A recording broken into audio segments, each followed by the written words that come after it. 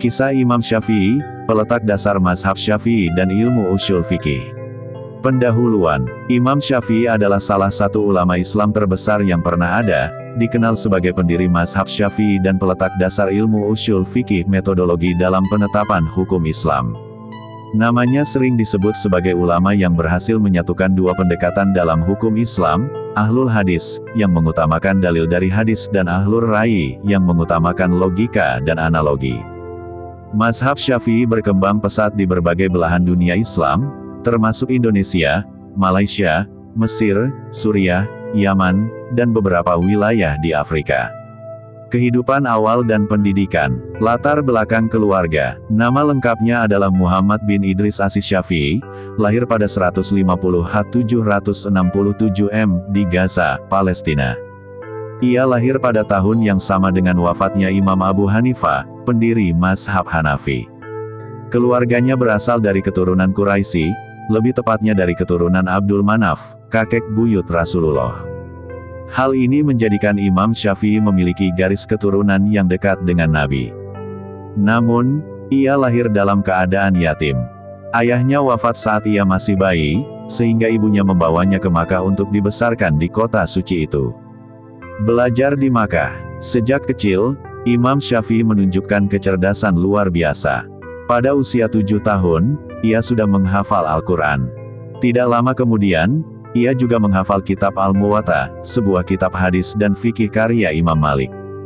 Ia belajar kepada banyak ulama di Makkah, tetapi guru utamanya di sana adalah Muslim bin Khalid As-Sanji, mufti Makkah yang memberikan izin kepada Imam Syafi'i untuk berfatwa pada usia 15 tahun. Sufyan bin Uyainah, ahli hadis terkenal di Hijaz.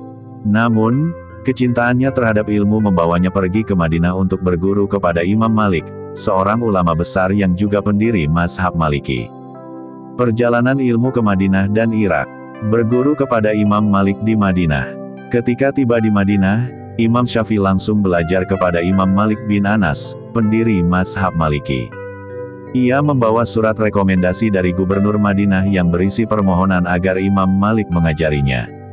Setelah melihat kecerdasan dan semangat belajar Imam Syafi'i, Imam Malik menerimanya sebagai murid dan berkata, "Aku melihat Allah telah memberimu cahaya dalam hatimu. Jangan padamkan cahaya itu dengan maksiat." Di Madinah, Imam Syafi'i mempelajari mazhab Maliki, yang sangat menekankan pada hadis dan praktik penduduk Madinah. Perjalanan ke Irak dan berguru kepada ulama mazhab Hanafi. Setelah belajar di Madinah, Imam Syafi'i melanjutkan perjalanannya ke Irak untuk belajar dengan ulama dari mazhab Hanafi. Ia berguru kepada Muhammad bin Al-Hasan Asy-Syaibani, murid langsung dari Imam Abu Hanifah.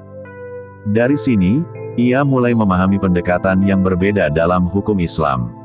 Mazhab Maliki sangat berpegang teguh pada hadis dan tradisi penduduk Madinah.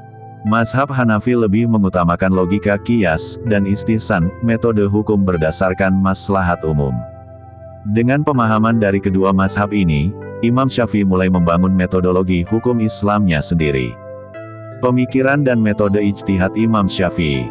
Imam Syafi'i dikenal sebagai peletak dasar ilmu ushul fikih, yaitu ilmu tentang metode penetapan hukum Islam. Ia menyusun sistem yang lebih sistematis dibandingkan mazhab-mazhab sebelumnya.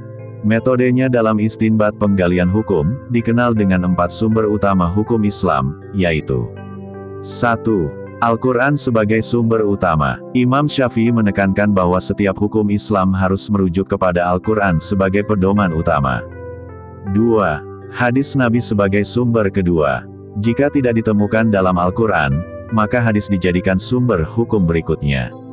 Imam Syafi'i sangat ketat dalam menerima hadis dan menolak penggunaan praktik penduduk Madinah sebagai dalil hukum jika tidak didukung oleh hadis yang sahih. 3. Ijma konsensus ulama. Jika tidak ada dalil dari Al-Quran dan hadis, maka ia merujuk kepada kesepakatan ulama dalam menetapkan hukum. 4. Qiyas, analogi hukum. Jika tidak ada dalil dalam ketiga sumber sebelumnya, maka ia menggunakan qiyas, yaitu menetapkan hukum dengan membandingkan kasus baru dengan kasus yang telah ada hukumnya. Menolak istihsan dan uraf secara berlebihan. Berbeda dengan Imam Abu Hanifah dan Imam Malik yang sering menggunakan istihsan preferensi hukum, dan uruf adat kebiasaan, dalam menentukan hukum, Imam Syafi'i tidak setuju jika hal itu dilakukan tanpa dalil yang jelas dari Al-Quran dan hadis. Kitab-kitab karya Imam Syafi'i. Imam Syafi'i menulis banyak kitab yang menjadi dasar bagi mazhab Syafi'i dan ilmu ushul fikih, di antaranya Ar-Risalah, kitab pertama dalam sejarah Islam yang membahas metodologi hukum Islam secara sistematis. Al-Um, kitab induk mazhab Syafi'i yang berisi fatwa-fatwa dan pendapat fikihnya.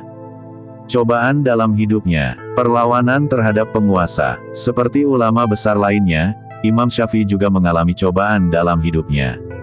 Ia pernah dituduh sebagai pendukung pemberontakan elit keturunan Ali bin Abi Thalib terhadap Khalifah Abbasiyah. Akibatnya, ia dipenjara dan disiksa.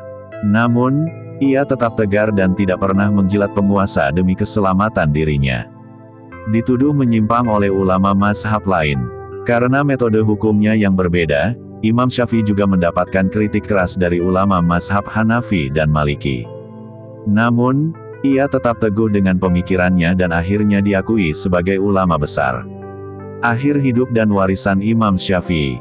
Imam Syafi'i menghabiskan masa tuanya di Mesir, tempat di mana mazhab Syafi'i berkembang pesat. Ia wafat pada 204 820 M, dalam usia 54 tahun akibat sakit. Mazhabnya kemudian menyebar luas ke berbagai wilayah Islam dan menjadi mazhab utama di banyak negara hingga hari ini. Kesimpulan, warisan besar Imam Syafi'i. Imam Syafi'i adalah ulama besar yang berhasil menggabungkan dua pendekatan utama dalam hukum Islam, pendekatan hadis dan pendekatan logika. Ia dikenal sebagai peletak dasar ilmu ushul fikih, yang menjadi metodologi hukum Islam yang digunakan hingga sekarang. Mazhab Syafi'i berkembang pesat di dunia Islam dan menjadi mazhab mayoritas di Indonesia, Malaysia, Mesir, Suriah, dan Yaman. Kisah hidupnya mengajarkan bahwa ilmu yang benar harus dikembangkan dengan logika dan disiplin yang kuat, tetapi tetap berpegang teguh pada wahyu Allah. Apakah ada bagian dari kisah Imam Syafi'i yang ingin Anda bahas lebih dalam?